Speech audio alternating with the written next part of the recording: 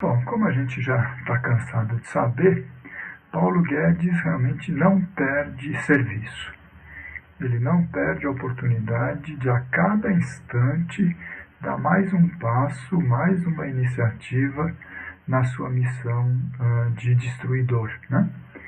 Ele tem por missão destruir o Estado, desmontar os serviços públicos e abrir todo esse horizonte de acumulação de negócios para o capital privado, na área da saúde, na área da educação, na área da previdência, da assistência, do saneamento. A gente está cansado de saber. E agora, mais ainda, porque ele ficou assustado, né? Quer dizer, ele percebeu que o chefe, o capitão, ele está disposto a jogar os anéis para salvar os dedos. Foi assim que ele fez com Mandetta, né, que apesar de tudo era um ministro da Saúde que estava minimamente levando em frente as regras e as determinações da Organização Mundial da Saúde e do movimento sanitarista em geral no combate à pandemia. E depois demitiu o Moro, né? Quer dizer, o queridinho da Lava Jato, que foi um dos fatores que ajudou Bolsonaro realmente chegar no segundo turno. Ele não tem perdão, né? Quer dizer, e o Paulo Guedes sabe que ele é o próximo, né? Quer dizer, ele está na mira de alguma mudança ministerial, porque a gente sabe agora que Bolsonaro, né, para fazer o que ele chama da nova política, para romper com as formas de fazer a velha política, está estendendo os braços para o MDB, está estendendo braços para Roberto Jefferson e está estendendo o braço para o Centrão. Ou seja, Paulo Guedes está preocupado. E por isso ele está procurando retomar cada vez mais o seu protagonismo. Ele não ficou nada contente com a aprovação de um projeto na Câmara dos Deputados, né? O deputado Rodrigo Maia encabeçou o chamado PLP, Projeto de Lei Complementar 149, buscando então promover repasse de recursos para os estados e para os municípios, que estão completamente quebrados, né?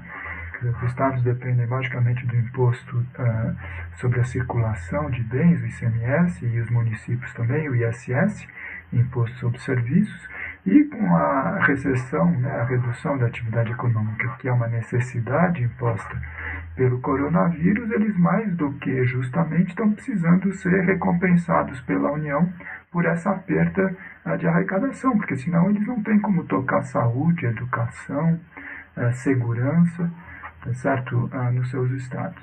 E o Rodrigo Maia fez essa articulação, foi um projeto razoavelmente bem sucedido, que vai significar, ou significaria, um dispêndio de 200 bilhões, né, pela União.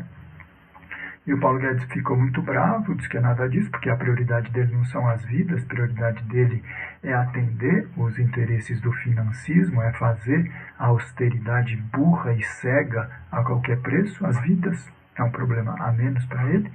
Ele articulou então com o presidente do Senado, Davi Alcolumbre, que apesar de ser do mesmo partido que o Rodrigo Maia, o DEM, os Democratas, está disputando um certo protagonismo. E o Alcolumbre se prestou ao péssimo serviço de ser a ponte dos interesses do Ministério da Economia. E aí então aquela ajuda que era para ser de 200 bilhões foi reduzida para 120. É verdade que é um pouco mais do que os 60 bi que o Paulo Guedes estava disposto, que não ia resolver problema nenhum.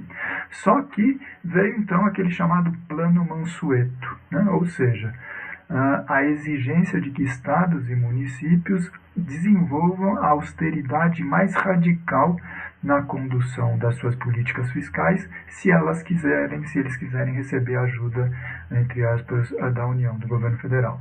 E aí vai privatização, demissão de servidores, impossibilidade de reajuste, né, de salários de servidores, quer dizer, aquele festival de maldades que a gente já está acostumado, pois esse é o desejo maior do Paulo Guedes, é fazer maldade, é promover tudo de ruim para a maioria da população, ao contrário de todas as benesses e todos os afagos que ele oferece para o sistema bancário, para o sistema financeiro. Para eles, o trilhão apareceu da noite para o dia. para a população brasileira, nem os R$ 600 ainda chegou na ponta para as pessoas mais necessitadas. Alcolumbre fez isso na calada da noite, botou num sábado, logo depois do feriado do 1º de maio, Dia Internacional dos Trabalhadores, nesse processo virtual em que não existe muito espaço de atuação parlamentar. E esse projeto, então, foi aprovado, só que ele agora tem que voltar para a Câmara. E o que se espera justamente na Câmara dos Deputados é que eles honrem aquilo que votaram na semana anterior. Ou seja, deem um chega para lá nesse projeto do Guedes e do Alcolumbre e recupere o projeto protagonizado pela oposição, pelos governadores e que contou com o apoio do presidente Rodrigo Maia.